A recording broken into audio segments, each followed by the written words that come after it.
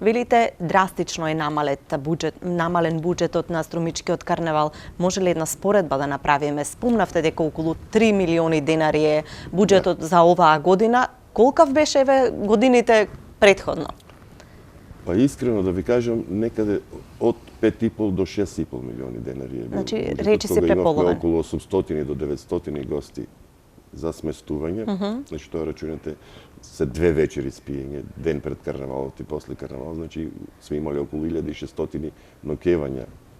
Сега веќе не можеме тоа да го ствариме, мораме, тој дел го намаливме. Намаливме и многу други активности за кои, како да кажам, не беа многу значајни и нема да се почувствуват во организацијата.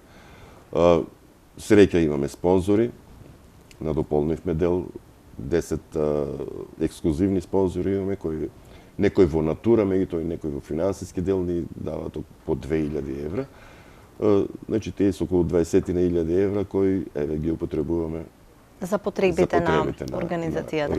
Ајде сега секако морам да напоменам, општината стои за тоа. Така, спомнавме дека најголемиот дел од сите трошкови.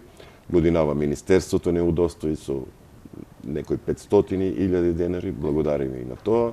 Знаеме дека со години наназад тешко добивавме средства од Министерството за култура.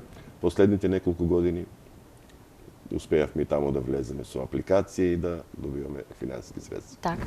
Какво е чувството и каква е одговорноста да се организира карнавал последниве неколку години со оглед дека се влечеме со еден навистина тежок период?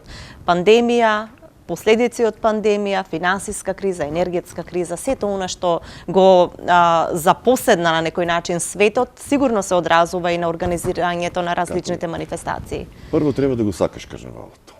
Ние живееме со карнавалот, барем оние луѓе кои што сме во организациониот одбор, веќе некои луѓе покрај мене 30 на години сме тука, 30 и неколку години. Ве дефинира и како личност. Да, баш така. И едноставно се трудиме максимално. Се вложуваме себе си, ги вложуваме и собствените ресурси за да направиме една добра организација.